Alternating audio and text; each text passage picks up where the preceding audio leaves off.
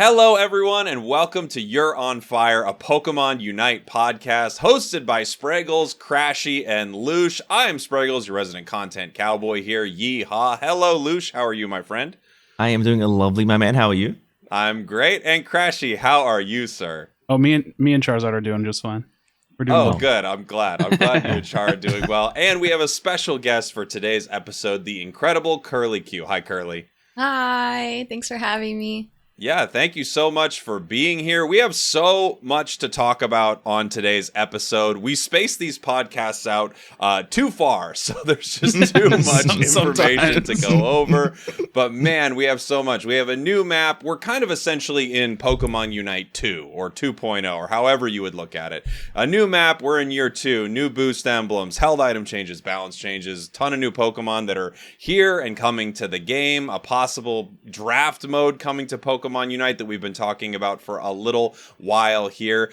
Considering that Curly is our guest, I would love to hear, I guess, just your overall thoughts heading into year 2 of Unite, how it feels maybe different from year 1 or what your experience has been like.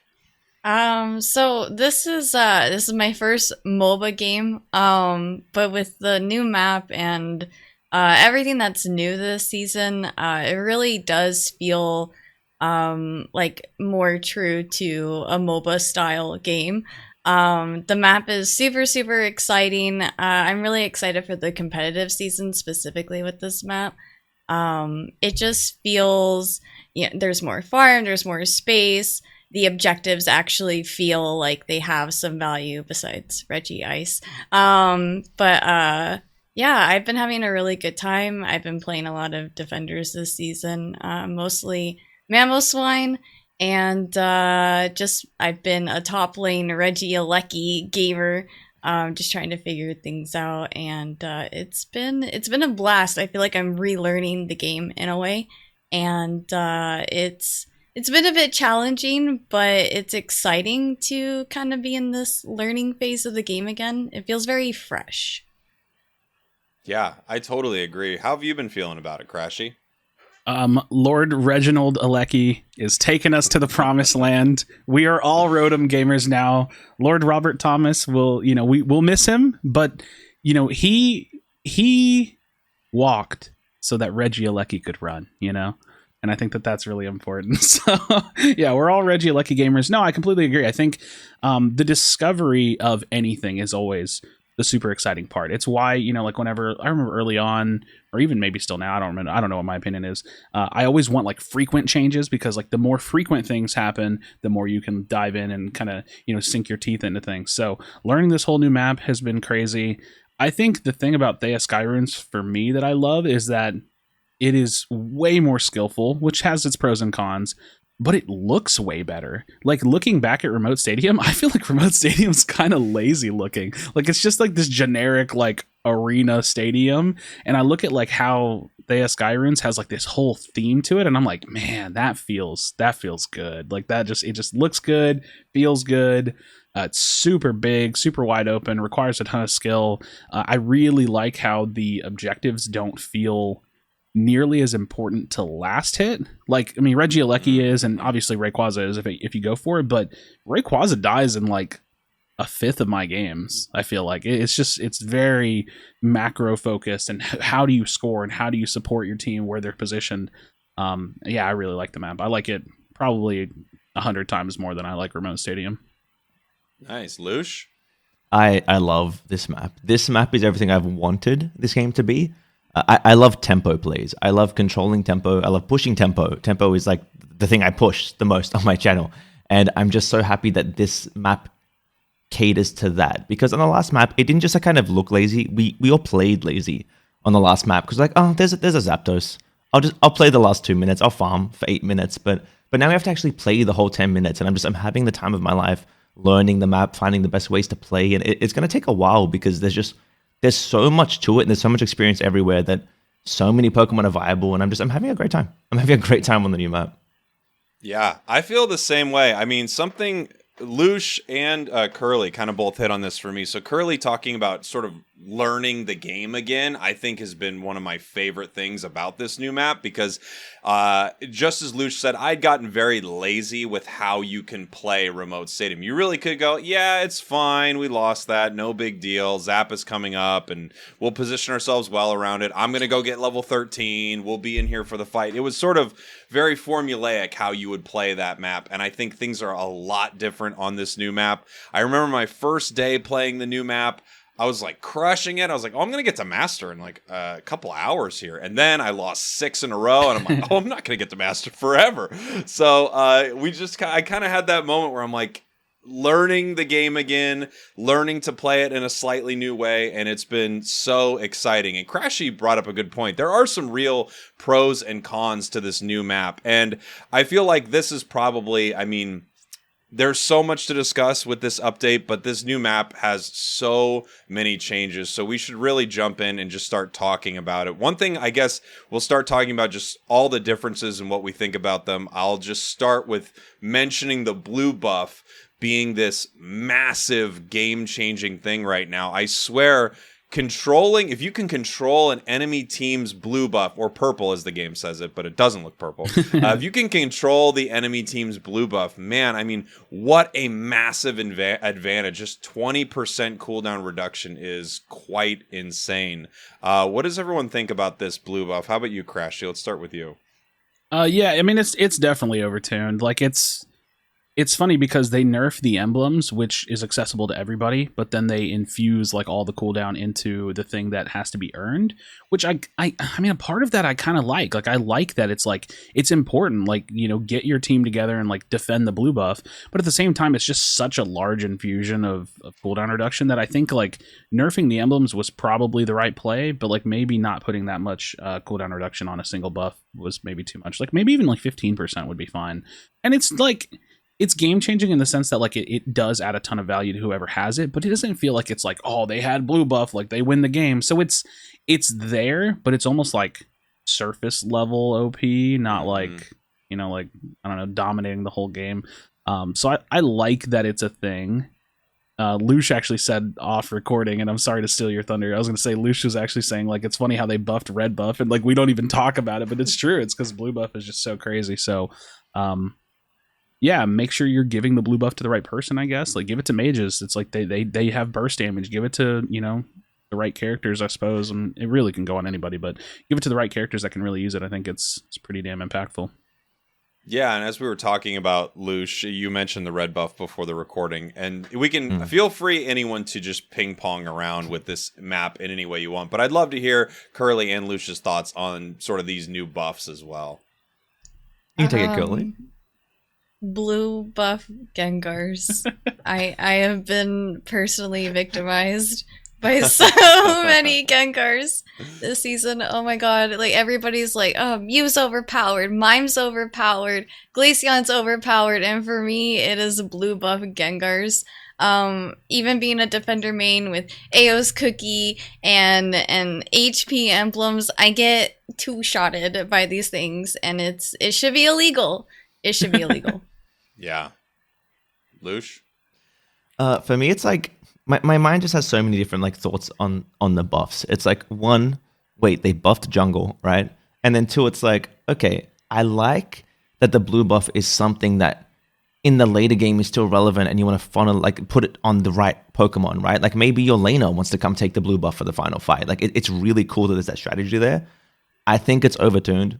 I think 10 or maybe 15% would be okay. I think 20 in the game with the low cooldowns that we have is just a little bit too much. It feels a bit too powerful, and it allows certain things that shouldn't happen.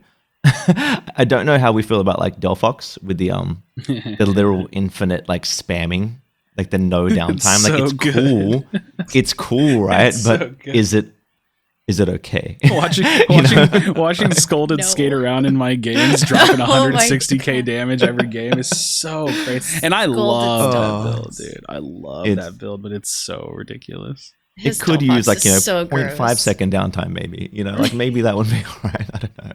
Isn't it weird how, I mean, it's weird that so many things have changed, because before on remote, you would you would say that, I mean, Delphox was kind of coming close to the two builds being parity, but for the longest time, Fire Spin was just so good, and things were so much more predictable, I think, on Remote Stadium. Things were more closed off, and now in this, it feels like, well, you have to use Flame Charge on Delphox. It has to be able to get away, because there's so many places for, I guess Curly mentioned, Gengar to hide and stuff like that, but then also with Blue Buff, well, you absolutely want Flame Charge because you're literally never stopping using your moves. There are just so many changes. One that, of course, we've kind of touched on a little bit is this massive jungle change. And I think there are some real positives and negatives to it. One thing I've noticed is you've got enemy Pokemon that are hyper carries coming into lane at like it's 7 minutes 30 seconds at a level 11 or something, and this Gengar is just deleting Pokemon in one hit. And in some ways it's probably on the competitive side really good, and sometimes in solo play I've found that it's just these games snowball so incredibly hard, way harder than before, which I actually didn't expect on the new map. You know, and anyone can jump in here. It's I know it's a little tough. When there's four of us, I'll pick up on that. I mean, I agree. Like, if you have a lane that like hard loses lane, let's say top lane, because that's worst case scenario. You have top lane hard loses lane, they lose tower or they lose goal before Regieleki. You're gonna have like 2 level 9s on their team minimum, probably. So now you have 2 players that have ults. You can't push and contest the Regieleki. Then they get the Regieleki, and then they take that advantage to then shove it into your tier 2. And then it's like, oh man, we're so behind. And coming back, there's a lot less double point scores. Like you know, the games, a lot of the games, you know, you'll have a stomp every now and then that'll reach like 600, 700, 800 points. You know, I've seen over 1,000s, but most of the games end like 300 to 200, 400 to 200. Like the score is much more contained.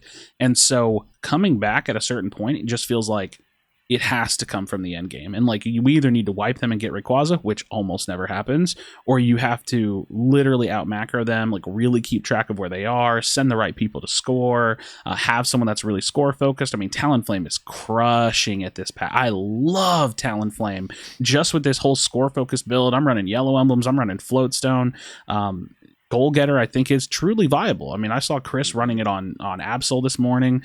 I don't know if that's something he's going to keep doing. He tests out a little bit of everything. But, yeah, I think having a score-focused player is important. I think having the versatility to know that you don't just need to full team fight and you can actually, you know, push and score. But that comes with a lot of decision-making that every single player has to make. So the map itself requires such good game sense. Like, you have to be able to predict where they are when they're not on the map. You have to be able to know if you're the one that needs to go score. You have to know what your Pokemon is capable of. You know, if you're not a Pokemon that can score and get out easily, don't even try it. It's not worth it. You know, hold position, hold your goals, hold the, you know, the middle of the map or whatever. So which naturally segues me into the like solo queue hard, really, really hard, and 5 stacks like competitive play. I think that this might be the best version of the game we've ever had. Yeah, I agree. Competitively, it's the best version we've had for sure. Solo queue, it's rough. It's hard to make decisions still. Like, it's still early to try to figure things out, but it feels almost like it's not worth trying to say steal a Regieleki from the enemy. It's more worth it to just try to score as many points bottom as you can and just try to score elsewhere, because like being the team ahead at the end is just so advantageous on this map. Because if you wipe, say, 2 or 3 of the enemy team, you just rip Rayquaza, and even if they steal it, the people that are fainted don't get a shield. So you're not in that, you know what I mean? It's defendable. Like, so when you're ahead, it's just so advantageous. But competitively, it's great. You actually reminded me something we definitely need to touch on is the fact that you can't see Objective's health without vision anymore. Oh, it's a massive change. Oh, it's insane. I love it. It's a crazy change. I love it. I like it. It's weird, right? So here's the thing. It's what the game's supposed to be. But as a person that has to carry solo queue games, it's like, I can't do anything without Zen. But it's better. It is way better. It's so much better. Like, I think it's better. Every other MOBA is like this, but every other MOBA also has a kind of ward someone could place to be able to see the health bar if they need to. And that's what I feel like we're lacking in this game. So I'd love for us to get something like that. Future battle item, maybe a couple charges, long cooldown, refresh time, maybe a Pokemon that has it built into the kit as well. Like there's definitely opportunities for vision. And this map has a lot of bushes. This map has a ton of bushes. So I think a warding battle item I don't want to say it's around the corner, but it definitely would serve us well. For context, I guess we should say wards are an item in other MOBAs that you can either purchase or have as like your battle item, where you can place it on the ground and it acts as like a kind of a vision tower. Like you can put it in a bush and it'll illuminate that bush. You could put it on like a Regieleki spawn and it would give you vision of that spot. So it's basically just like a standing player with no consequence. In some games they're destroyable, so like if the enemy finds the ward they can destroy it. In some games they're not destroyable and they just sit there for X amount of time. So it would be interesting to see what they would make, like what item could be a ward. It'd be interesting to see how they decided to do it. But good on this map, good on this map, especially around those like 8-minute like Swablu and Altaria in the center. Having a ward there would be so beneficial. Well, I think a cool trade-off of having like a battle item ward too is the fact that like who takes it. How many people take it? Yeah. Who's giving up their X speed for it? You know what I mean? Like, do you start running Eldegoss because you want the Leaf Tornado so you can rotate to place it? Like it would definitely add a tiny bit more depth while giving you more strategy to think about. Hey, I do need to go and ward this. I do need to, you could ward the bush right outside their blue buff, and then you have vision of their blue buff. Like it could be really, really game changing. If you're the jungler, you could place it in the bush and know if a Mew's going to solar beam from that bush. If you're a jungler that has high mobility, you could run one and you can invade and place wards. Like there's so much, because like warding in like at least in League of Legends, like the warding role was like always like the jungler and the support. Like the jungler would buy a lot of wards and ward when they roam around, and then the support would like roam around and place a lot of wards. So. Would be really interesting. In like professional Smite play, there was this meta where like the pros would, at the start of the game before things spawned, they would quickly run and ward the enemy jungle and then run back to their side. Like it was really cool. Curly, I know that you play a lot of Defender. Have you been playing mostly solo queue, or have you been teaming up with people mostly this season? I feel like I've been doing a lot more duoing and trioing as compared to 5-stacking. Haven't been doing that much solo queue, a little bit. But mostly duoing and trioing. So I'm curious, as someone now, when you're playing, it feels like with a duo or trio, having vision on an objective to know its health isn't as tough as it is solo, but I'm curious what that change has felt like to you, because I remember when I first noticed that you couldn't see the health bar of an objective if you didn't have vision on it. I thought, wow, this is going to be, like Crashy said, this is so hard for solo players because I can no longer snipe, even though that's much less relevant in this, but it's just very different. You don't know how much damage has been put on that Registeel in the bottom path. You just know someone's attacking it. So I'm curious what that's felt like for you, Curly. So yeah, it's really interesting. Usually the people that I play with, we're all Regieleki gamers, so we all typically will rotate top and prioritize that objective. So I've noticed like a lot of times we don't really acknowledge the Reggie's down bot, especially since we can't see that health bar. So we almost kind of like it's just not even like a concern to us, the Reggie's down bot.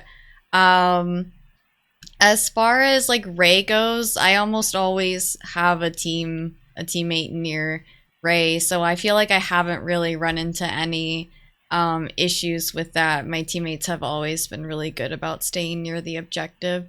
So yeah, I would imagine that that's pretty rough as a solo queue player, but luckily my teammates know better. So yeah. I mean, Lush, you brought something up that was interesting when you talk about sort of the Ray fight. It's very different from the Zap fight, and it's weird because you can, if you KO 2 or 3 enemies, like you said, you can start to rip Ray, but you also can not. Even there are many games where you don't even need to focus on it. It's like, okay, 2 or 3 are down.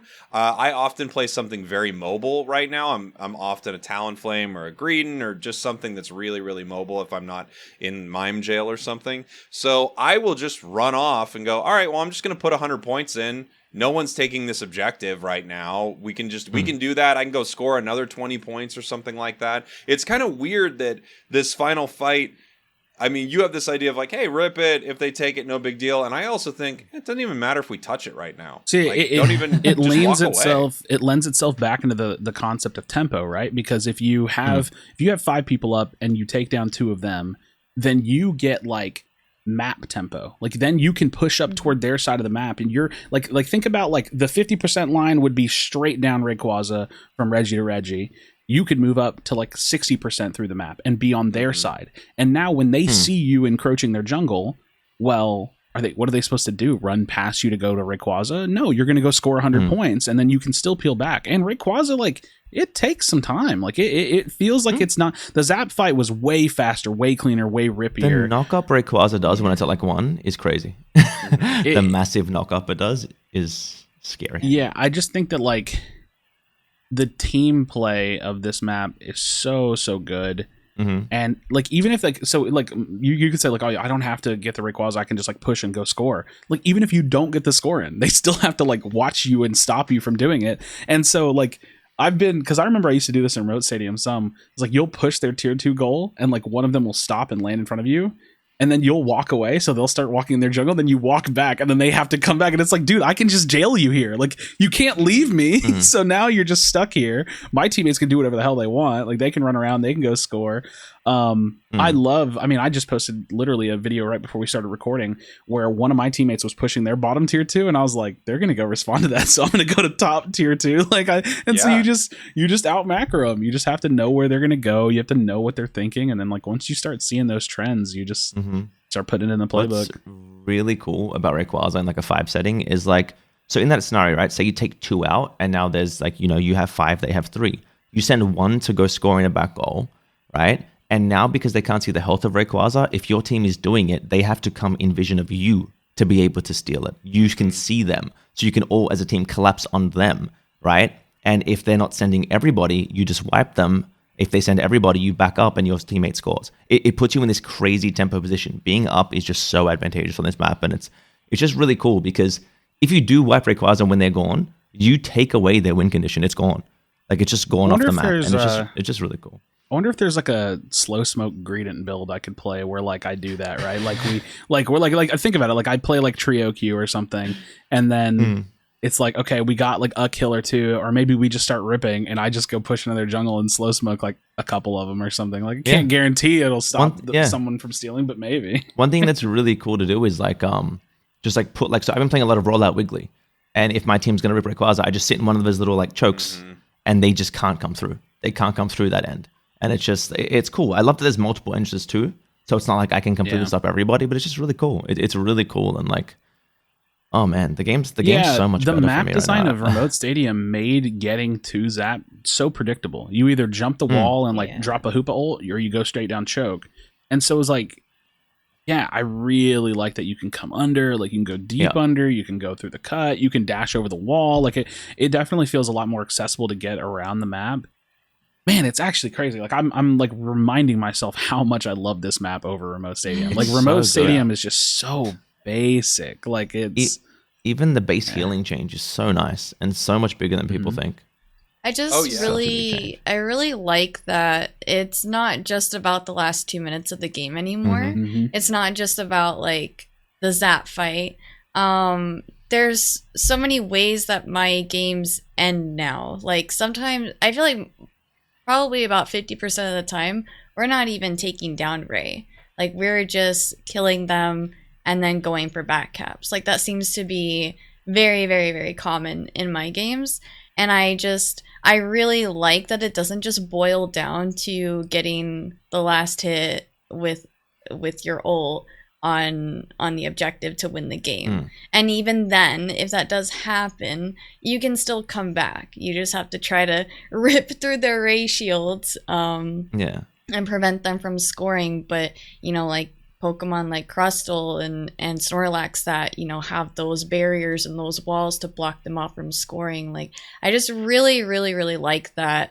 It's not just like, let me get this yellow bird and then we'll just go and insta score and win. Like there's more to it now, and I love that. I agree. It's so much better. There's so much counterplay now. You can actually defend the push, which is such a big deal. And can we talk about how cool it is that Tyranitar just ignores the Rayquaza mechanic completely and stops you scoring anyway, which is kind of crazy that it hits under the shield and stops the scores. That's cool. It's Yeah. weird though, because I had a Tyranitar doing that to me the other day, and they were stopping me from scoring, but they didn't break my Ray Shield. So they're just hitting you under it. So once it went on cooldown, I scored really quickly. So it was kind of weird because it was like, oh, this was really good, except I still have this Ray Shield and I didn't have 50 points, so I actually have a quick score coming in. It's weird. There's a balance there. I love the Ray Shields are really interesting. Let's talk about them for a little bit. So after Rayquaza, as you know, different from Zapdos is Zapdos would just make the goals instant scoreable. You could walk up and just tap your X button and immediately deposit Eos Energy. It was very difficult to stop someone from scoring once they were in range of it, especially if they had any type of mobility.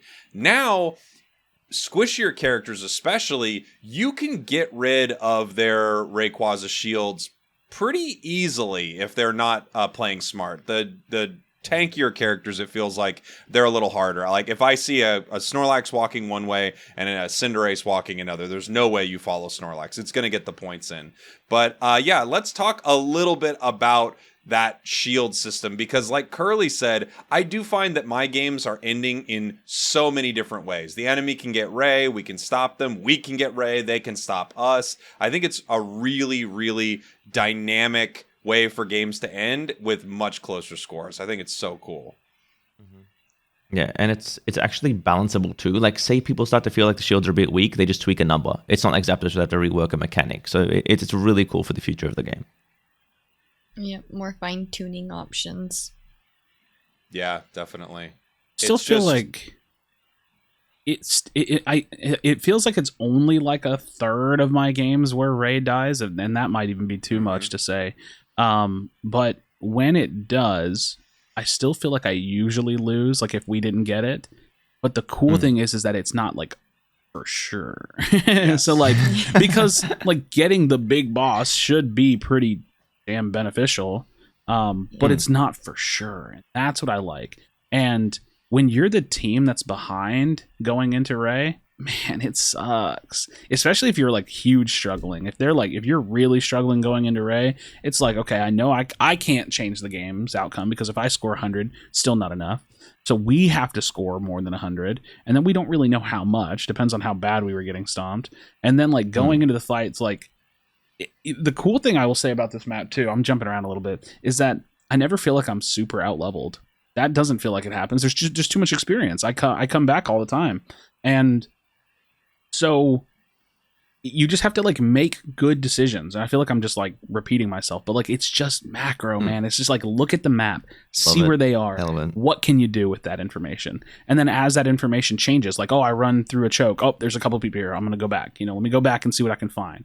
Or maybe you hide in a bush. Like I've sat in the enemies, like teams like Blue Bush, like the bush right outside of Blue Bush, and they'll like walk around me, and then I initiate the fight and kill like 2-3 people, like Machamp ult or Mime ult or something. It's like, dude, these plays are so good, and people got to start checking their bushes, because there's way more bushes. It's a lot less predictable, and so the skill expression on this map is there. The team play is there. Admittedly, it's a bit harder in solo queue. That is for sure true, but that's like system things that I could spend days on. But overall, I think looking at this patch, like my TLDR of this whole patch with this whole map is like solo queue a little bit harder, but like game way better. Like I can just super simplify it. I think the game is way better right now. Yeah, I totally agree. Solo queue is harder, although I think there are a few, like anything, I think there are a few Pokemon that can kind of really even that out for you if you are good at playing them. But in general, yeah, solo queue is harder just because if the enemy has an amazing, we've brought up Gengar a lot, but I do think it's very oppressive on this map. If the enemy has a good Gengar and you happen to be playing, I don't know, the team's attacker or something in Path, if I'm playing Espeon or something like that, boy, I hope my jungle knows what they're doing, because it's going to be pretty tough. But yeah, in general, I think so much better. This is clearly, it's weird. I always think when they're making balance changes before on Remote Stadium, there were some that I was always scratching my head about, and I would think, why are they balancing this? And I have to realize something that Crashy always mentions to me is they're playing this game in the future. They've been playing on a new map. They've been testing this stuff on a new map for a long time. Yeah, probably like 3 months. Exactly. So some of the changes we would see, I'd be like, why would they make that change? And then this new map comes out and you go, oh, actually, Talonflame, if they didn't nerf it 3 months ago, Talonflame would be S+++ right now. So it took a little while for it to be bad on remote because they were bringing it into Thea Sky Ruins. Again, I'm also just kind of bouncing around, but just a lot of thoughts on this new map. I also really, really love the state that the game is in right now with this new map. So much fun. Let's move on to there's just can I say ton real of quick? stuff. Like, no, I actually said let's move on. Real, There's kind of no going back. Lush, I've checked the tapes. Hold on, let me rewind it. No, I said let's move on. Dang, I hate that for you. Yeah, go ahead, of course. I was just gonna say like a lot of Pokemon are more playable, but like poor Pikachu, right? Do we feel poor Pikachu? I don't even want to say poor Pikachu. If you don't have mobility on your Pokemon, you're probably not supposed to play it. Yeah. The map's too big. It's just like not like I don't think Ninetales is good. Like and you little baby hop, sure, cool, I guess. Like I don't. Do you guys remember Duraludon? I remember Duraludon. Oh yeah, and how oppressive Dragon Tail was to need a nerf. Yeah. No, but they're like on another map crash. You don't understand. They're on the don't. 3rd map right now, nerfing Dragon Tail. I think maybe with Blue Buff it's- it was too much. Maybe it was too much. I don't know, man. I just think that like, oh, you know what? Now I have to talk about it because it reminded me. So speaking of how the classes and characters are doing in the game, I think minus a couple all-rounders, mostly Garchomp, I have a weird opinion of Azumarill. I think it's okay. But minus Garchomp, all-rounders have such a massive benefit on this map because almost every all-rounder has self-mobility. They all can move decently, but they also do good burst damage. Most of them have really good damage. They also have a high health pool. So on a map that's so focused on scoring, you don't want to be the Mew dashing around the enemy jungle like, you know, you don't want to be the Greninja like sneaking around on their side when you can get one-shotted. Like, yeah, you can do that, but it's easier to do it as an all-rounder. So I think like running around with Charizard, you know, flamethrowing your way through the jungle to make it to a Batcap tier 2, super easy. Tyranitar, you know, bum rushing through the jungle, super easy. Serena, trop kicking through. Like, they have the health to support getting caught out doing those things a lot of the time, and they have the burst to like 1v1 someone if they need to. So it's like all rounders on this map are just so good. They're so good. It's like all rounders and Greedent. You know what I mean? Well, like, Greedent's like a glorified all rounder. I don't know what like, and so is Mime for the sake of what's saying. Mime? Yes, yeah, Mime is just an all rounder. He like people are like, "Where's our SP all rounder?" It's like it's Mime. it's Mime. Yeah, it's always been Mime. Yeah, let's see here. We've got a lot of things. We'll kind of talk a little bit about some of the balance changes here. We've got new boost emblems, which I want to talk a bit about, even though it's all still pretty new. But let's talk about some of the balance changes. So we saw Mime rise to prominence. We saw Icy Wind Glaceon rise to prominence. They got two nice nerfs, even though Mime got nice buffs. Even though Mime got a nerf, it's still, I mean, Mr. Mime is insane right now. And we also had some held items get changes. So the items that needed out of combat time, leftovers, assault vest, float stone, they all got a buff. And then something also to Rocky Helmet as well, which I have not gotten to play around enough with. But I'll open that up to anyone who wants to touch on some of these big balance changes. I want to touch just one thing on Mime, and I've been saying this a bunch, is like Mime is a support, and they hotfixed its healing and not that it was one-shotting people, and I don't understand it. I just can't wrap my head around that. They have a problem with developing the characters within the archetype classes that they've developed them for, and it's a little annoying. So I'm going to throw out my thoughts on that really quickly. All-rounders do too much damage. Speedsters sometimes don't do enough damage or feel overshadowed because all-rounders do too much damage. Tanks aren't tanky enough, and supports do too much. Attackers are probably the only class that actually feel true to their own role because they all die really quickly.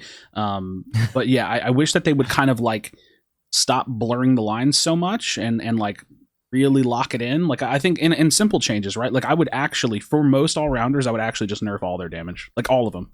I think that all of them could serve to like a 5 to 10% damage nerf. Not all, most of them.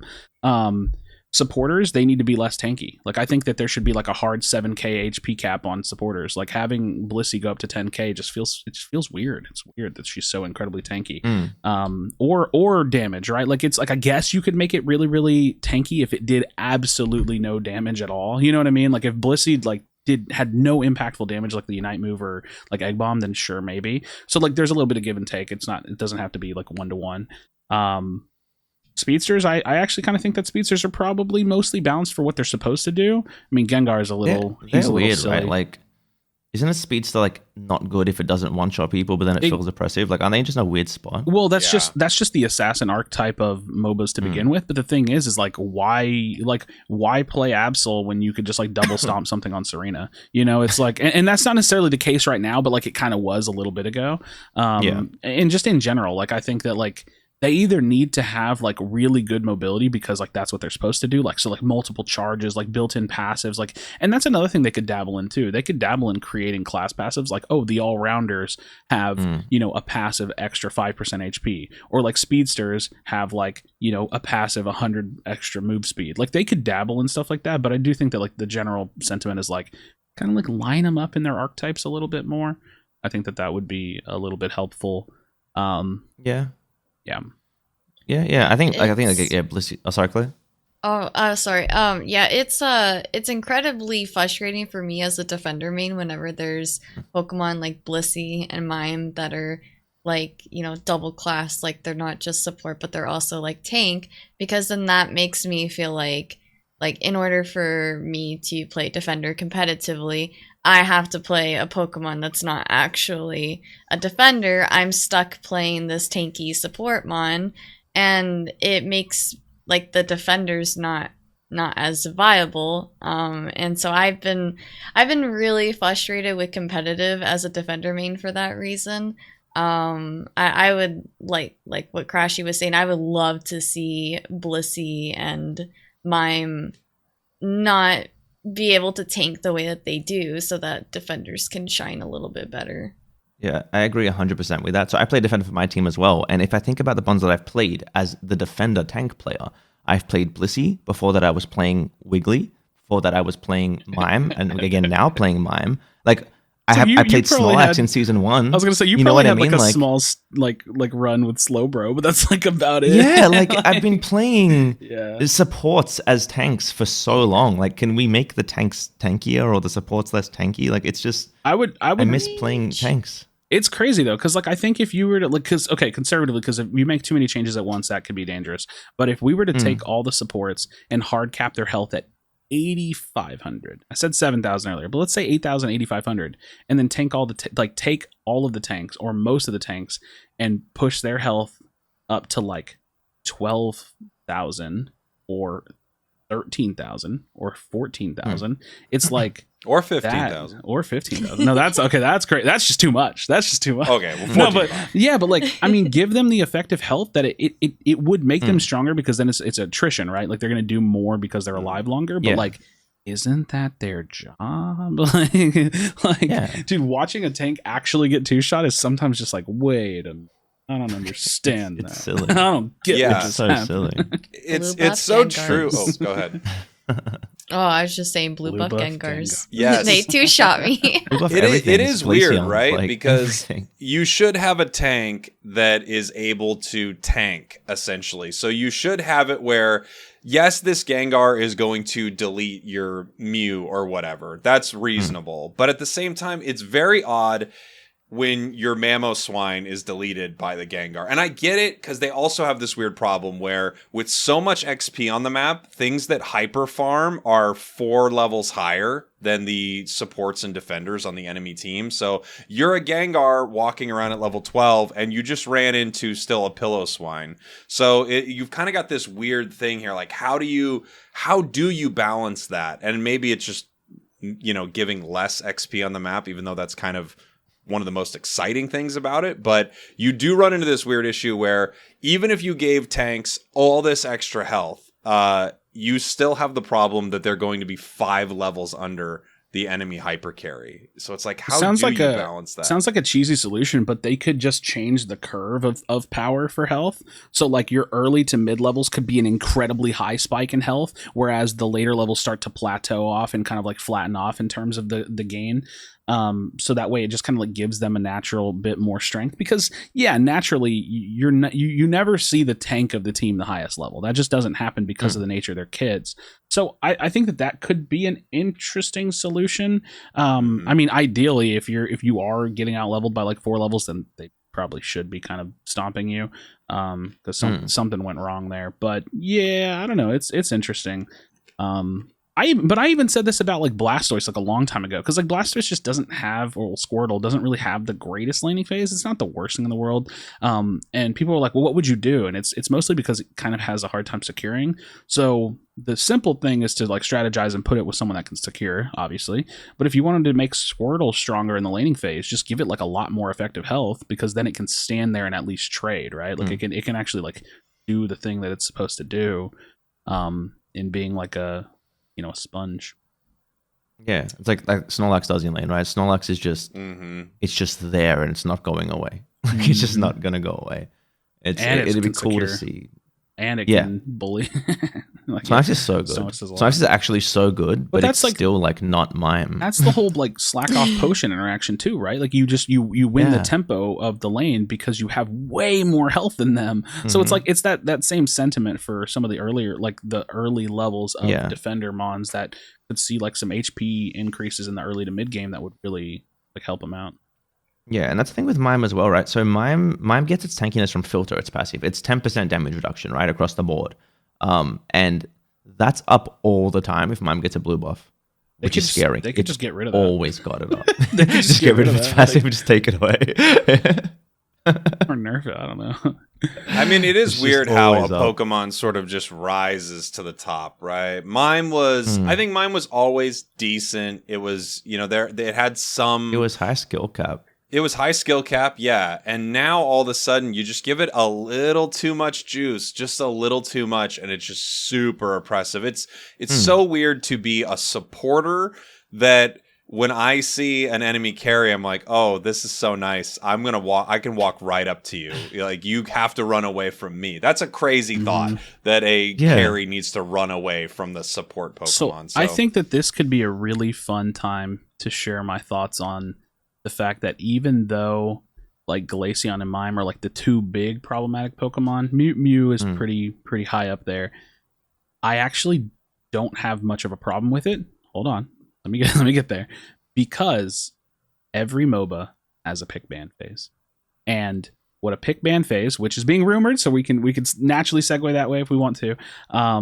A pick ban phase gives the player base the opportunity to create strategy either around trying to secure those Pokemon through the pick ban phase, the drafting, or to deal with it themselves. And what that does is it allows the devs to see information about how much a Pokemon's getting banned and how people feel it's performing, to then make changes to it without having to deal with it. And the problem that we have with no pick ban phase, and this is why I press it so much for people that don't understand why it's so necessary for like the ranked kind of competitive side of MOBAs, is because the strategy now is to not counter pick Mime. The strategy is to be the better Mime. Is to just be better than the other person. And so then you have these mirror comps, and then you have like, oh, this comp shined, and then everybody plays it, and then slowly you'll see progression, right? You'll see someone find something, or like a change will happen. But what will happen is you'll have such a more diverse meta, like a crazy diverse meta, where it's like, hey, look, we can actually give them Mime because we're going to get this and we'll build around that. So then you start building team comps based on what your comp can do, and much less about what the game itself has to offer from 5 Pokemon that create a comp. Yeah, like so for people who don't know, I just want to talk about what a pick ban phase is. If this is your first MOBA, you might not understand what this is, what a draft looks like, or how that works. So in many other games like this, you will not have the same Pokemon on, or the same character on both teams, essentially. You will start by banning someone. Oftentimes, you just know what's crazy overpowered right now. One team bans Mime, the other team bans Mew. We'll say that's just maybe what happens. And then you pick pick Pokemon in sort of a snake draft order after that. So one team goes one Pokemon first, they grab up, oh, we got Glaceon, great. And the next team gets 2 picks, and they think, oh, we want Lucario and Charizard. And then on and on and on. You go back and forth. So at the end of it, both teams are completely different, and you also shut down certain Pokemon that you don't want to see in that mode. I just think for people who maybe don't know what it is, that's like a quick explanation of what a pick ban and a draft would look like in Pokemon Unite. So 2 different teams, and you would both shut out a Pokemon, or multiple, depending on how many they want to do in the roster. You would both shut out a Pokemon or 2 that neither team can pick. So sorry, go ahead, Lush. All I was going to say is, like, it'd just be really cool because if you see a team like, say, first pick Tyranitar, if you take a Blissey, you automatically just hinder that team so hard, and it destroys what they're trying to do, and it gives you more counterplay, not even just by the bans, but by the picks. And we need it. Competitively, we need it because I don't want to go into games all the time knowing that I'm just versing the same Pokemon that I'm playing every single time. You know, because it's so stale. It gets so stale after a while. I think, and not even just competitively. Oh, go ahead. Was it not even just competitively? As like a viewer, like it just gets boring watching the Dragonite rip comp every time. You know, it gets boring watching the, Blissey had like a 90-something% pick rate. I mean, maybe higher. I don't know. 100% pick rate or whatever. It's definitely like there are characters, especially with an IP like this, there are characters that people love. And here's the thing: your favorite character may not actually be meta, but it could actually be flexed into because of the draft, right? Because, you want to create a specific team comp that it happens to fit in with well. So, like, competitively, absolutely needs draft. But even ranked, like even solo queue needs draft, just so that way, the game is more lively. The other thing too is like, and this is what I've always said, is like the thing that sucks about mirror matches is like, if you fall behind on the mirror match, how are you supposed to catch up? They're literally you, but stronger. So it's like, and you don't get me wrong, that's not like a 1-to-1, but it's just better. It's just so much better for the game. It's healthier for the meta. It's healthier for the players to be able to control what's overpowered. It gives the developers more information about what each region or what is overtuned or being banned out. And it's a system that definitely needs to find its way into this game. And most likely is, based on the leaks we have. But also, just for the sake of saying, there's not even just one way to draft. Like, there's a few MOBAs I've played that have different draftings to them. The biggest part is just the fact that no mirror matches really, really changes and opens up the game. Really does. It totally does. And I'd like to hear from Curly on this a bit, specifically because I think a draft, a pick and ban actually takes all the defenders already, even without changing them, and it makes them all so much better. Absolutely. Because you are banning Mime, you are maybe banning Blissey or something like that, and now all of a sudden Mamoswine, who I think is already in actually a pretty sick position in the game right now, kind of secretly, but now Mamoswine is so much better. But please, tell me your thoughts on the pick and ban, Curly. No, I mean, like you said, like I feel like with this ban system coming into place, I feel like we would definitely see a lot of Pokemon that don't quite fit their roles, like Mime and Blissey being banned. And so that's a huge opportunity for defender mains like me and Lush, because now we actually get to enjoy playing true defenders. So yeah, that's really, really exciting for me, because I love playing Mamo, I love playing Tree, I love playing Blastoise, I love playing Slowbro. Like, I love mixing up my defenders. I don't like playing the same thing over and over and over again. It's nice to be able to change things up. And when someone, wants to ban a certain mon, now we have the option to adapt to that. So, I think this is going to be really huge for those who enjoy their defenders, and really just getting rid of the overpowered Pokemon that seem to dominate games every round. And I'm just excited because I feel like it's going to showcase a lot of variety of teams. We're not going to see the same meta comp over and over again. So it's really exciting. It's going to give expression to teams to make their own comps. I think back to Heat Fan, taking Decidueye in the lane all the time, and how, was it Nemesis, right? Forgetting, I'm blanking. Okay. Yeah. Nemesis, they very much so played their style. I loved that Yeah. about them. And they did it Yeah. in the most disadvantageous of times to do that. Like, that wasn't the best comp. I mean, I guess you could say it wasn't. It wasn't like the best perceived comp, but they did it their way. And that's awesome. And you're going to have a lot more of that because people are going to be like, yo, we want to lean into our comp that we play while also trying to counter them. The other thing about it too, and I guess I should put a pin in my thought really quickly and say, for anybody, because I don't think we actually said it, a pick ban system or a banning kind of system has been leaked by El Chico Eevee, which is our like most reputable Pokemon Unite leaker. So it seemingly is very close. Like probably the next patch, maybe, you know, like in a month or something, we'll see.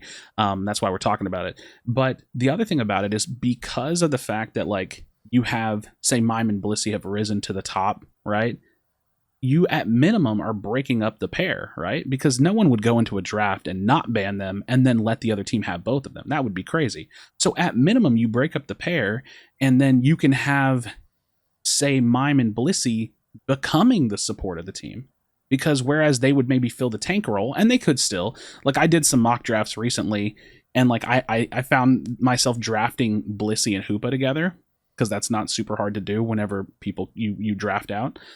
So you could still play it in the tank role, but you could also run something like Slowbro and Blissey together, or Mime and Eldegoss together, or Mime and Mamo. Like it's like so if they're not banned, then you kind of split them up into their roles because you still do want to create something that's going to go with it. So the strategy behind drafting is something that you can't really see until you see it, and the meta behind drafting is something you absolutely can't feel and see until you see it. Because drafting certain picks early is like a death sentence, and we don't even know all those counters because we've never really been put in a situation where countering draft picks has been required. So, yeah, Charizard's super strong right now, but do you pick it early and let them pick Slowbro in response? You know, like how do you navigate that? So we'll have to see that over time. But even something like, and I always bring this up because I think a common comment I see about pick ban is like, oh, well then it's just going to create a new version of the meta because the same thing's going to get banned every game. And it's like, not really, because you have personal preference, especially when it comes to like solo queue and stuff. You have personal preference on what someone wants to ban, but then you have a pretty common strategy that I've seen over the years with MOBAs, which are throwaway bans, where you ban something that's not a concern to you because you want to leave something open. So traditionally speaking, with like snake picks with pick ban, like the first ban is also the first pick. So like if I wanted to guarantee myself a first pick, I could ban Pikachu. And then it's like, well, what? Why'd they ban Pikachu? It's like, well, because now you have to give me Blissey Mime. You don't have a choice. You literally can't not give me Blissey Mime. So it's like, well, we don't want to give them Mime, so they ban Mime. I take Blissey, you know? And like, yeah, sure, that's going to give them T-Tar or Charizard or Hoopa or, you know, or whatever it is, but that's a choice. And they could, you know, the crazy thing too is they could also do a throwaway ban. They could say, okay, you're going to ban Pika? Okay, we'll ban Ninetales. So then they get Blissey and I get Mime. You know what I mean? So it's like, there's so many, like, it doesn't have to be as simple as you think. It can actually get really crazy. I think something I wanted to mention, as you said, you know, kind of putting a pin in it about it being leaked and all this. I don't want to be sort of a wet blanket, but I also am not sure this is coming. I know that it's been leaked. We've been talking about this for a while. This has been leaked for a while. And I will also say that if it is coming, maybe we only see it in tournament play mode. We might not see it in standard ranks. So I just wanted to kind of throw that out there. And I do want to let you go, Crashy, but I have to find out if we're recording video also. We are recording video. That's definitely okay. Good. Okay. I'm glad you checked on that.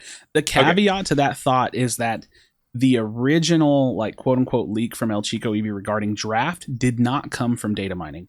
It came from like insider information about an Eastern beta that was running. And this is that wasn't even the first time that I had heard like leaks about Eastern betas. So they had like PTS servers running in the Eastern world way before they publicly made them available. And that might've been internal. It might've been like influencers. I have no idea. So his original leak was not because he saw anything. It was because he was told that it was happening. And then this leak, whenever he tweeted about it recently, he said, I saw it. He was like, I saw the thing. So that gives me like a little bit more. And also in one of his tweets, he said that the pick ban mode unlocks at Masters rank. So I don't know. And he said, but take it with a grain of salt. Like he was like, obviously take it with a grain of salt. So it may look like, to me, it feels like what they've always tried to do with ranked is like leave the onboarding and get much more serious.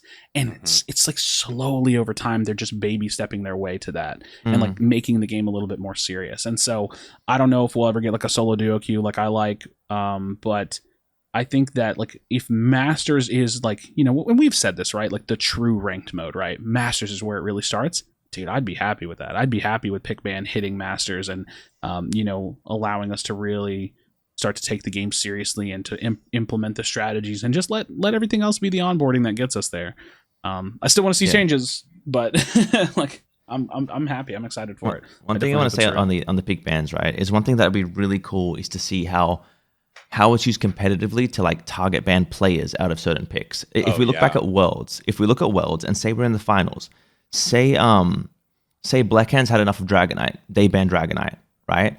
Now Nouns responds, and they're like, you know what? Let's ban Cinderace. Jungle Book's playing that. Say now Overlord first picks Greninja.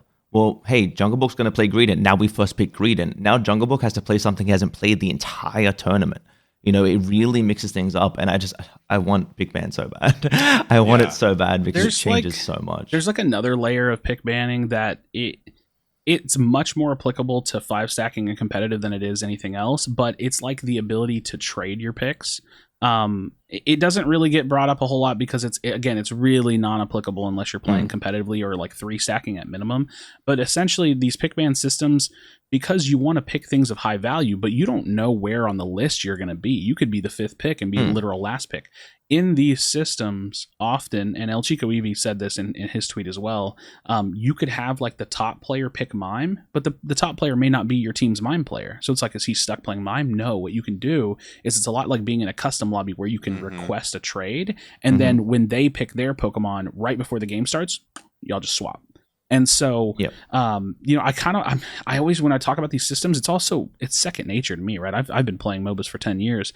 I want to try to give all the information because I always see comments when I talk about pick ban, and it's like, I have to clarify a little bit more.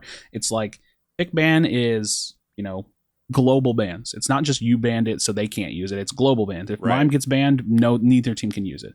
There's no mirror matches, meaning if I have a Mime on my team, they can't have a Mime on their team. Your placement on the list usually determines when you pick. Like if you're 3 down, you're going to be, you know, after the snake, like what, 5-6 picks in or something like that. So your placement, but you can trade. So if you're coordinating with teammates, you could have them pick you something and then trade Pokemon. Who gets to ban? That's a hairy one because that just depends on how they develop it. A lot of the time I've seen it, especially in solo queue games, it's like the highest rated player, which I think is really fair. I've seen a little bit of pushback on that, but I think it's pretty fair. If they're the highest rated player, they've either put in more work or they're a little bit more credible than you. So I think that's a fair way of doing it. Or you have other banning systems like League of Legends where literally everybody gets a ban. I don't think we have the roster for that, but like League of Legends, there's up to 10 bans. And I say up to because if both teams, like if there's a duplicate ban, then it just cancels itself out. So you could sometimes have like 8 characters are banned or 10 characters are banned. And then you could have like a vote. Like there's ban systems where like me and my team could all vote for something, and then whatever gets majority, that's what get banned. So there's definitely ways for them to do it. I think it's the prospect of any of this coming to fruition is more so important than the nitty gritty of it, like the actual details, but pretty excited about it. I mean, it's such an exciting idea. And then also you have to recognize is when you're playing solo queue, there are going to be these moments where you're like, why did we ban Ninetales? They ban mine. They get like, you're going to walk into the first 10 seconds of a game already furious about how the draft went. I think the funny thing about that is that like, I don't think any ban is a bad ban, but I think what you do after that could make it a bad ban. Like if we're first pick, you ban Ninetales, they ban Blissey, and then you don't pick Mime. Yeah, I'm probably pretty pissed. Like, it's like, you gave him Mime! Someone insta-locks something bad, and you're like, what on earth? Why? We picked Azumarill first. And you just have to, throw your controller. You're like, here we go. Make sure you tune in to all Unite content creators for ban strategies. Let's talk about Mew. We have not really touched on Mew yet. The newest Pokemon joining Pokemon Unite. Mew is free through if you unlock it through quests, and it's also if you're a content creator, it costs 600 gems or whatever to unlock it right away. night one. So Mew is really interesting because I feel like my first impressions of Mew were, this is pretty good, and if you're good with it, it's going to be great. And now my impressions of Mew are, this is actually insanely good, and if you're good with it, this is beyond broken in certain aspects of the game. And in a weird way, I didn't expect it to be that good as a solo queue option, and the range that you can play this Pokemon at, the get out of jail free card that its Unite move is, the amount of damage it can do, I actually think this Pokemon's extremely good solo. I think without question, it's one of the best Pokemon in the game, and a really cool addition. What they've done with it, I love that they've given every Pokemon moves that are sort of shared, and they see how each one, even Solar Beam, Surf, and Electro Ball, even them being almost the same, they're different on Mew. So my first thoughts are crazy good. Amazing players are just going to make, their opponents cry with this Pokemon, and I think it's a really cool design. Those are my big thoughts up top about Mew. What do you think, Curly? I think as far as Mew goes, the only time that I really am phased by Mew is if it's Solar Beam. And Surf is also pretty rough too because of the distance. But that Solar Beam hurts because I'll think that I'm out of the hitbox and I still get obliterated by it. It's also really loud too. I think it was like day one that Mew came out and I got Solar Beamed while I was in a bush and I jump scared. Like it was just so loud in my ears and like it scared the heck out of me and I wasn't expecting it. I'm also I'm not really a fan of how you can't see Solar Beam when it's in a bush. In my opinion, I kind of want that to change. Because I think it's a little bit much, especially because the Solar Beam has it has a pretty big hitbox and it's really like it reaches really far. Yeah, Mew feels pretty oppressive, depending on the player. Very, very, very strong, and that Solar Beam just hurts. What about you, Crashy? I have a theory, and this theory can kind of be debunked, but not entirely. I have a theory that they make new Pokemon loud on purpose. I'm serious. I think that I have always thought that they made the new Pokemon slightly louder on purpose, so that way it's like this like subliminal marketing where you're like, oh damn, that thing's loud as hell. Like, what's going on over there? They did it with Duraludon too, with his flash cannon. Oh god! Pachoo! Yeah, it's crazy. So I'm weird, right? Like I think Mew is absolutely one of the best laners in the game. Like S tier, super, super strong. But I also don't think it's like terribly broken. And the worst part is that like this is that take where like I know I'm wrong. like I can honestly sit here and be like, I know I'm wrong. But it comes from the anecdote of like I have a hard time winning with it in solo queue. I do. I put up crazy damage, but I don't feel like I can do like the Greninja carry. You know what I mean? Like that clean, like I'm the reason I just killed everyone kind of carry. But it's more of just like it does so much kind of carry that if your team is there and they supporting and they peel and your movement was good and you made good decisions, then yeah, you're gonna do really, really great. So it's like I know it's nuts, but I also think about what the implication of nerfing it would be like. And me and Lush were talking about it. The only thing I could see them doing is maybe nerfing the boosted auto damage. If they nerf too much, it has to go down. That is the thing, right? Like I think that's because that's like half the damage the Pokemon does. It feels like that thing's crazy. So I could see that getting touched, but it's one of those things where like even though the Pokemon feels insane, I really hope they take a conservative look at it and don't go too crazy on it. Because it's so unique and character design wise, like we can talk about how strong it is. Dude, these kits are getting so cool, man. They're getting so cool. Did we ever think we were going to have 3 ability options? Probably not. Did we ever think we were going to have the Hoopa and the Mew button? We never thought that was going to happen.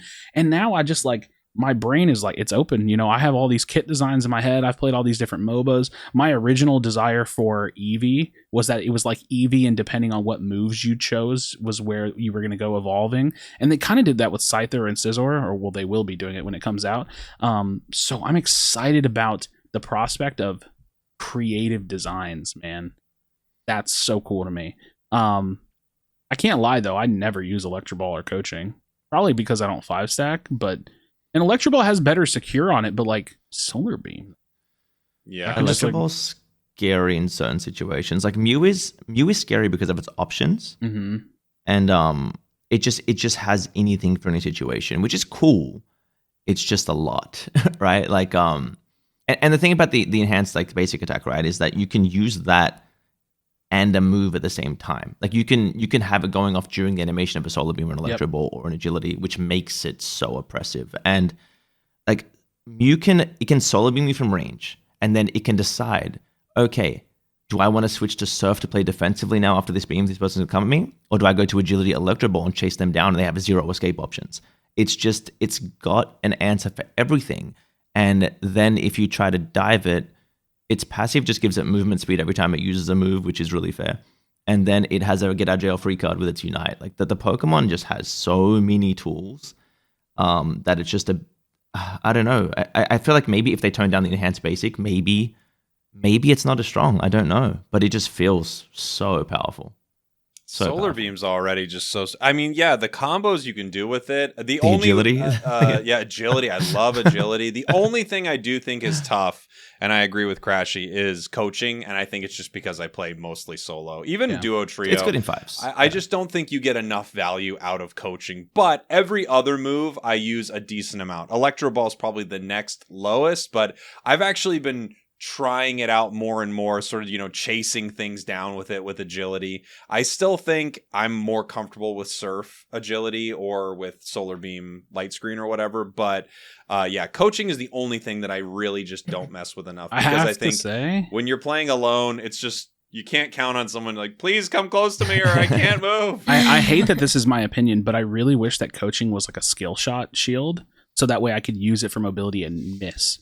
Like I could swap into it and use a coaching dash just as a mobility option, because that's obviously why agility is so great, right? Like it's mobility, and coaching is mobility, but it's like mobility tethered to an ally. So like it's a weird way of saying it, because I don't really think that coaching needs to be nerfed, but like if it was a skill shot, then like you could skill shot shoot it and miss, and then that would be solo Q mobility. So it's like a buff and a nerf. Like I don't know. That's a really thing about random coaching thought. Is like whenever I've switched to coaching in solo queue, my teammates have run off screen. Yeah, and I'm they're like, always gone. Okay, they're never there. You think, but in 5s, it's crazy. Come on, because you get resets in 5s, right? You get like you get 3 off, and then you use an enhance, then you get 2 off, then you use your, like, say, Electro Ball, get enhance, and like you just spam enhance, and it's gross. So it's really good in 5s, but outside of 5s, it's just use agility. Okay, yeah. Just use agility. just.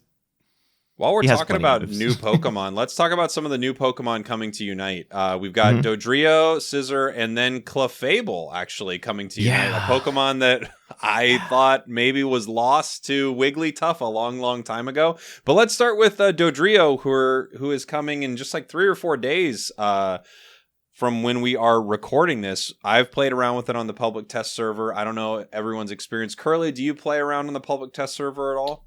I do not, but I did watch your videos on Dodrio when you were in the public test server. Okay, cool. So this Pokemon is really interesting. I think I've said this many times, but Dodrio is going to be in some ways crazy broken. In some ways it feels absolutely terrible.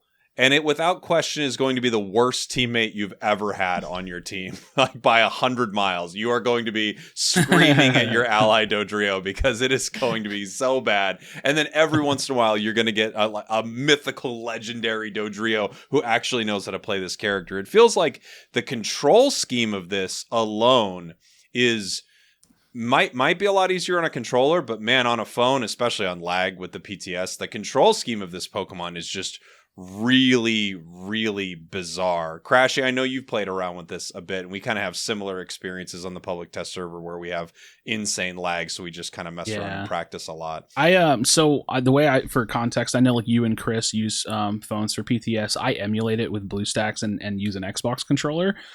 It obviously BlueStacks controller support, it's not great. The sticks get a little weird sometimes, but it actually didn't feel that terrible. I can't remember the moves. I'm so sorry. It always takes me time to remember all the moves, but it has the one move that you can't aim. It only goes in the direction that you're moving. And that, for some reason, was so hard for me to wrap my brain around. I was like, dude, why can't I aim this thing? And then I remember somebody was like, I don't remember. Sure. But it's like someone was finally like, bro, you can't. And I was like, oh, that's like by design. I was like, I thought it was my blue stacks. Like I thought my blue stacks was messing up. So I was like, so once I kind of got over that, the controls felt okay. Like I didn't feel too terrible with it. The thing for me was that like even just messing around in like the training practice mode or whatever, I couldn't see the clear winner of the build path. Like usually I'm like, oh, that's going to be the one. And sometimes I'm wrong, obviously, but like I was like, that's the one I really want to try. When I played Dodrio, I was like, I don't know. I kind of want to try all of this and just see what's got going on. But the speed gauge, the running, the design of it, it's another pretty unique kit, and I like it. I like the idea behind it. You just run around. Like I don't know. I want to score. I want to invade on this thing. I want to, I want to mess around with it. It looks like that's going to be a really fun time. Have you get to play around with it, Lush? I didn't get to play it, but I did a lot of research on it. And like on paper, for me, it looks like I'm really excited to play like Stomp Drill Peck. It looks really fun. The Pokemon looks really cool. I've heard the aiming's really hard. It's only left stick. Is that right? What is it? Sorry?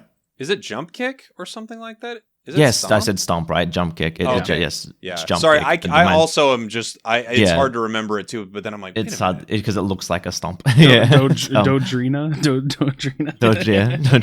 So yes, sorry, Jump Kick and Drill Peck. Yeah, that looks like the path that I want to play. It looks really fun, and it looks like a really cool mon. Tri-Attack looks really cool too, right? Just like the way it is designed, how it has like the range projectiles. It looks really cool, but I've heard the aiming is really tough with the left stick. I don't think that's going to be too difficult because like when I play E-Speed Lucario, I aim all my E-Speeds with the left stick. So I think that it shouldn't be too hard to adjust to, but everyone's made it sound very hard, so I'm a little scared. I'm a little scared, not going to lie. I think the thing that's tough about it is it's not that it's the craziest thing to aim necessarily, because you're right. You just kind of are going in the direction you're going. But you kind of have to make these turns almost to do everything you want to do. So rather than just aiming with the left stick, it has to be the direction you are going also. So that's the part that I think is a little tough. It's really cool. And some of the bigger Dodrio moments I had on the test server, I thought, wow, this is going to be nuts, especially its ability to score. So if if you haven't seen it yet, for everyone watching or listening, it scores in 2 chunks when you're Doduo and then 3 chunks when you're Dodrio. So it's just going to make stacking incredibly easy, and it's going to make some really bananas plays at the end of the game. Like you can have 50 AOS energy and you're scoring as fast as someone with, essentially what would it be? The crazy thing about it is that I was like, man, that's really cool. That's going to be so good. And then I was like, oh, but you know what? You as the player can never like overcap. Like you're not going to be able to do it. Yes. And what happens? How important is overcapping on Sky Runes right now? Like it is, but not nearly as much as it was on remote. Like you're trying to keep tempo and control the map. I'll break a goal almost even sometimes. I don't care. Get it out. No, I actually don't care anymore. I want to push Reggie. I don't even care. I'm just So breaking top goal is obviously fine because you have Regieleki. But keeping score tempo, even if you're not overcapping a ton, is also great. And now I expect that competitive teams maybe won't do breaks like this. But we're talking about solo queue where like someone's going to break it anyways. Like I'm going to probably break it and I'm going to be able to get control of the map because of it. And like, you give up some farm, but it doesn't feel as nearly as consequential as before. There's too much farm already. Quick question on breaking. How do you guys feel about if you break top 2 early, the Altaria doesn't spawn? Are you saying? Which Altarias? The top lane? The top lane ones. They don't spawn. Well, if you're breaking it that fast, then you always have to try to make sure to kill the camp first. But if you're breaking it that fast, then like obviously that sucks. But at the same time, then you have Regieleki. It's a lot of tempo, right? Yeah, it's a lot of tempo because it's hard to push Regieleki if they have a goal and you don't. Like it's so hard. So it's really a trade-off. I guess it just depends on how bad you really need that farm at that time. I mean, if you're already ahead, then you can just, it's whatever. But if you're getting stomped and then you just got a lucky break to be able to break it, then you might want to wait so that you could get that farm. Yeah. Do y'all ever feel like you hit an end game when you're behind and you feel super out leveled though? Has that like happened? I farm a lot on this map. I do too, but that's my point. Like I never feel like I'm behind. Score wise, I feel like I'm behind, but like in 5s you can, because like I can see that the way 5s are playing is like if they get Regieleki, they're in your jungle. You're not getting it. They're in your back farm. Yeah. Like They spend everyone their is whole playing time tempo on your game. side of the map, just eating everything there. Yeah. Yeah. Everyone is just playing tempo game, and that's like so you can fall behind, but you will eventually somewhat catch up. You will always get your evolutions, your power spikes eventually. It's kind of now more a game of like how far ahead can we get before they catch up, which is really cool. It's a really cool way to play. Dodrio's Really going to cool. set up some really interesting stuff for that too. You kind of still have a Zapdos in this game, which is if you can push the final Reggie into their main base. Yeah. And being a Pokemon that can break goals pretty easily, it sets up that strategy as well. I think this is going to be such a cool Pokemon. I think Tri-Attack is terrible right now in the test server. It's like the weakest thing in the world. But I also, cool, you never know how this Pokemon's going to release, right? Because even if they've tested all these numbers, we don't know what they're going to bring into the main game. You never know. You know what's funny, Dick? I had an evil thought the second you said the moves have to go the way you're facing. I was like, I can't wait to stand behind this thing with Q-Charm. Oh, I just can't wait to do it. I just can't wait to do it. So mean. Yeah, I think Dodrio is going to be really cool. And then after Dodrio, we have Scizor and Scyther coming out very, very soon. So this is the next all-rounder coming to Pokemon Unite. From the test server that I played right now, Scyther is either bug type, or it is just really under-tuned. Something's wrong with it. It's very bad. But Scizor, I think, is very good. Very, very good. I think Bullet Punch Scizor is really freaking good. I don't know how to say it other than to relate it back to my thought from earlier. Scyther feels like a speedster, and Scizor feels like an all-rounder, and all-rounders are better than speedsters by most of the time. So it felt like Scizor just like is way stickier and burstier, and Scyther just felt like you can have these like pockets of burst, but like it doesn't really feel impactful. And I was loving Razor Claw on this Pokemon. It just feels like you just jump on them and then you start beating them up and you slow them and it like you have this damage burst. And Scizor felt good. It felt really good. I didn't get to use what is it, Swords Dance? Is that the move? That's a move, right? Swords Dance. That's the one. I think that's the combo I was using. Swords Dance, Bullet See, Punch. I was using the other move because I didn't put a ton of time on it. I was just messing around, but so I didn't get to mess around with that much. So there's still more I need to like discover. Obviously, not even really playing it against humans, but Scizor felt good. Felt really good. Yeah, I agree. Curly, have you played any Scizor or seen any of the footage at all? I've seen some of the footage, but I haven't gotten to play it yet. Yeah, I'm excited though. It is really exciting. The test server is weird too, because it's the worst, especially in North America with ping and everything. It's the worst environment to test anything possible. Like you can't get really any information out of the test server except you kind of have a vague feeling of, the way this controls feels pretty good, even though half of my allies are AFK and half of the enemies are AFK, and none of it makes any sense. That for a test server, they would give us patch notes about what they're testing, but they don't. So I guess we'll just figure it out. It's bugged. I feel like it's got to be some weird mix between bug testing and wanting to get the characters playable before leakers have it or something. Like it's got to be some like weird mashup of that, because it's like we're not really testing much, kinda. I mean, maybe the other regions can put a lot more feedback than I can. I can't put that much feedback on strength when I'm lagging. Yeah, so it is hard to say. I do think you're right. I think one of the biggest things they're testing are bugs, because I don't know if you remember, there was that moment in the test server where Zarina could unite over and over. I forgot about that. Yeah, that was crazy. And I think they just mostly they want to make sure that stuff isn't happening, because you'll see a Pokemon in the test server and you'll think, oh, this is overpowered, they're going to nerf it. Then they release Tyranitar. You know what I think is really funny though? Actually, I think it's really funny how mad people got about that bug. And it's like, dude, you're on the test server. Like that's what you're there to do. Now, if you were a person that was abusing it, you can crawl into a hole, but otherwise. Yeah, it was that's what you have to expect on that test server. But I think Scizor is looking really cool, and and then we have finally Clefable coming to Unite. This Pokemon I didn't get to play Scizor. Thanks for asking, Jake. Oh, I'm sorry about that. We knew. Lush, we already knew. It's fine. We'll just edit this. So, Lush, any thoughts on Scizor? Did you get to play it? I'm just thinking. I just heard a North American complain about ping. That's crazy. But yeah, so Sizzle, I didn't get to play it, but I did see Crashy's video where there was a really strong bot God of War, which was really cool. Oh yeah. But yeah, it looks really fun. It looks really fun. Bullet Punch looks so fun. I really want to play Bullet Punch Sizzle. I think Scyther's a cool emblem. I think it's a cool emblem. I know that much, but I don't know that much. I have a gold Scyther.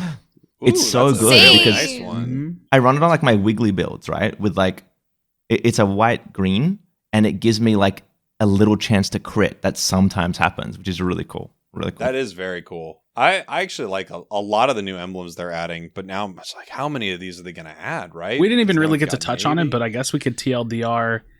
There's a lot of emblems. I love that they're adding them. It does kind of annoy me that I have to keep grinding it perpetually. But one that I'm looking forward to, I'll just toss it out here really quickly, is I think the full blue build, the full navy build. Navy, yes. I'm scared of that. I'm scared of the full navy. I don't even remember the percentage of the Unite charge rate, but okay, Like we'll 4, see. right? Yeah.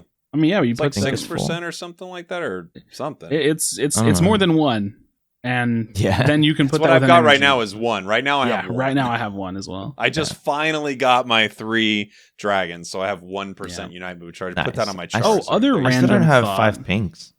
Wait, yeah, no, I don't either. Yeah, I don't either. I don't have the 5 pinks. But that's the thing. The emblem system is clearly meant for you to hit the max passive on at least one, because of the like the percentage increases that happen. Mhm. So like everything is marginally better when you hit the highest passive. So it's like not having some of those available is a little bizarre, but when we get them, that's when we get to really test them. Weird thing about Clefable, Clefairy, why did they split the names? So I had the same thought, and my thought was, does this always evolve? That was my thought. But they didn't do And it for Scissor though. Yeah, Because they I didn't know. market it that way. So like when I saw that, I was like, maybe it's the way they wanted to market Scissor but forgot, and so they just are like kind of course correcting, or maybe there's something else like beneath the surface we don't understand. Because that I saw that and I was like, that's interesting. Yeah, I thought do the know in same regular Pokemon games they're both used separately competitively because they're different abilities.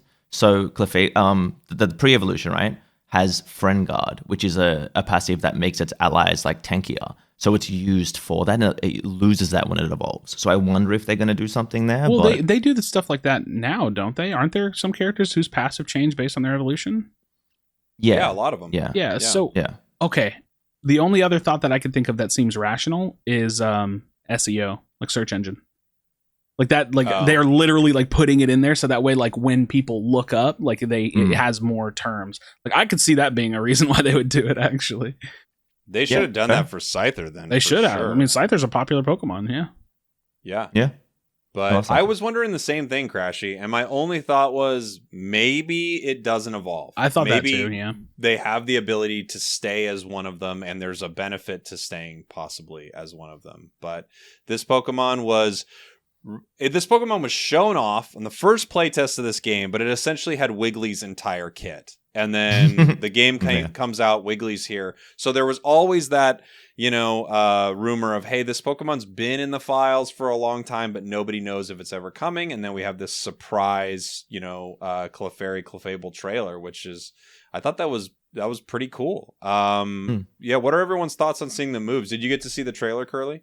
I did. The metronome looks like it will be pretty crazy, like close combat on Clefable. I'm a little, I don't know. I think it's gonna be a very interesting creative kit, that's for sure. My main concern, of course, is that I just hope it's not. Well, I'm sure it will be a tanky support. Yeah. Oh, it So it's definitely gonna will. be another Blissey, another Wiggly.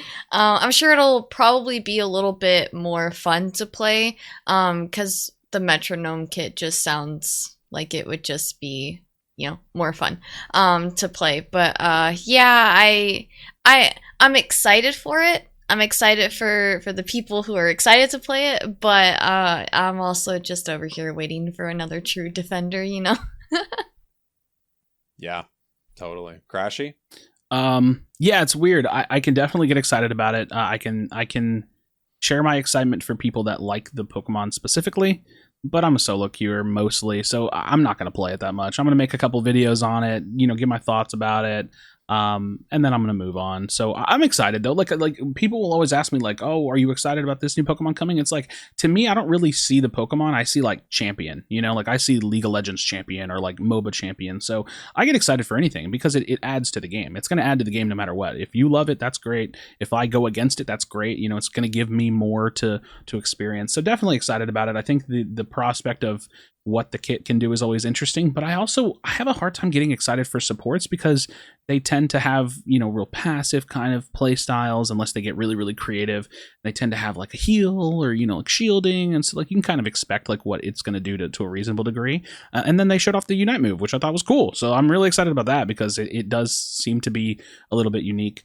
I think from like a MOBA kit design, you have to have characters that are pretty vanilla. You have to, because it creates the contrast. So this is looking a little bit more on the like pretty simple side of things, and I could be wrong, obviously I have no idea, but yeah, I'm excited about it. It looks cool. I'm interested to see what it will bring to the game, and I agree, I'm excited for the next Defender because I just want Defenders to be better. Like I like tanking, I want them to be better, but also just to get an actual Defender, and I hope that this falls more into a support style. Nice. Lush, did you get to play Scissor or did you get to see Clefable?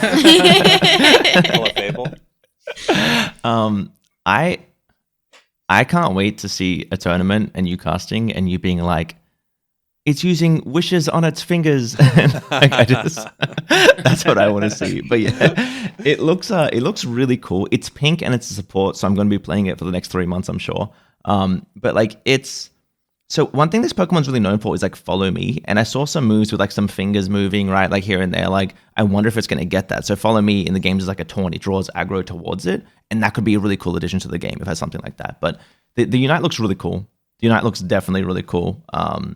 Moonlight looks cool. I'm pretty sure that's Moonlight, right? It looks like a healing aura. It looks pretty cool. It looks fun. It looks like a traditional support, which is cool. I'm just hoping it's not like gonna take the Defender slot. That's where I'm at with it. But it looks cool. I'm happy they finally added the Pokemon to the game, so now I don't have to just ignore it on every tier list video.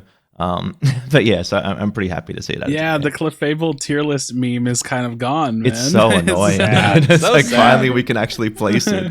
Get Blaziken on there now. Like put something on there that's been rumored forever.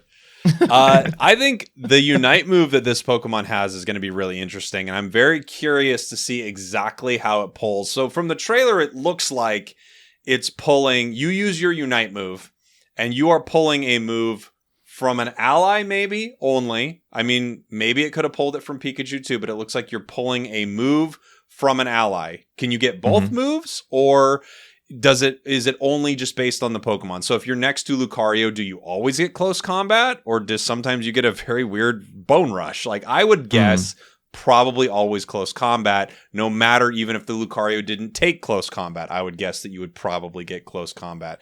Now, if you use it next to multiple allies, what does it do? Does it heal everyone? Maybe. Does it randomly pick a move? Maybe. What does that look like? I mean, I can't wait to see what that's going to feel like in game. So we've already got the precedent that now they can make bigger boxes and give us 3 ability selections. So I'm kind of hoping that it's like preset moves from the Pokemon, like you said, like close combat always or something. I'm kind of hoping it's like preset moves from the Pokemon, and then it's like 3 or 4 selections. So then it like pops up. So either like the closest 3 Pokemon to you, or like all 4 of them, and then it just pops up this massive box. And you could do all 4, right? You could have it. You have 4 allies. If you're next to 4 allies, you could have a selection of 1 of 4 moves.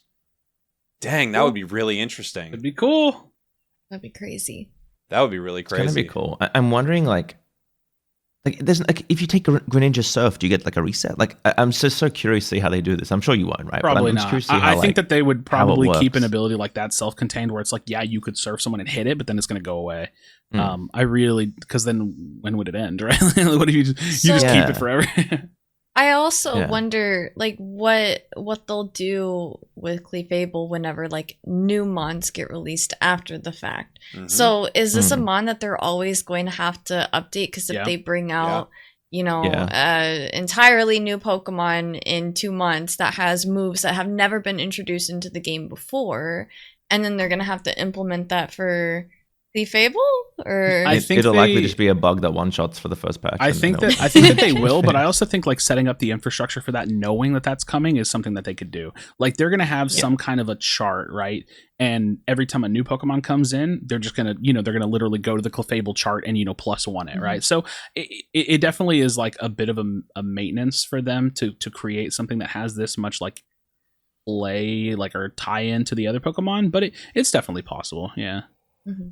It's interesting because this Pokemon could be data mined and we could find out hints of what's coming to the game next, because it's like, well, Clefable actually has this move. No Pokemon in the game has it. What Pokemon might be coming in with this move? That would be a really interesting bit of data mining right there, because let's say they've got its Unite move set up for the next 8 Pokemon coming in. They're like, okay, we know something's coming in with this move. We know something's coming in with this move. That could be really interesting too.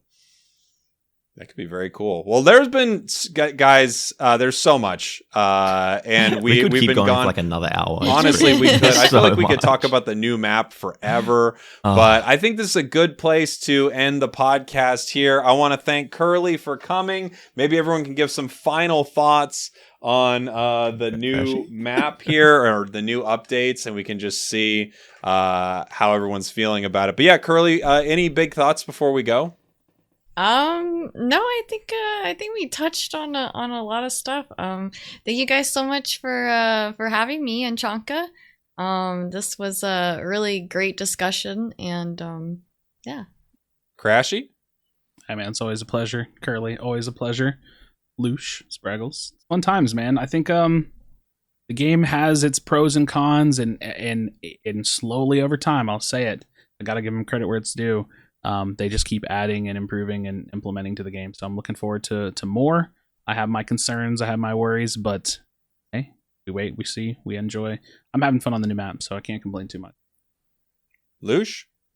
I like that all the listeners don't know how creepy we're all being right now. It's really good. It's Way to spoil it. But, it's been great. It's been great to do this again. We'll probably have to do one sooner next time, so there's less to talk about for sure. But yeah, there's so much, and I'm just that's all I got to say. Yeah, so much new exciting stuff. I can't wait to see what they bring into the game next. It really feels like they're, putting the pedal to the floor here with year 2, and they're really pushing this game. So I can't wait to see where it goes from here. I want to thank everyone for watching. Thank you for listening. If you're interested in Splatoon 3, Crashy has a new channel out with that. Please go ahead and check that out. If you want to see this podcast with your ears, so that's listening to it in audio form, you can find it anywhere podcasts are sold. Thank you all for watching. Thank you for listening. I love you. Goodbye, everybody. We did it.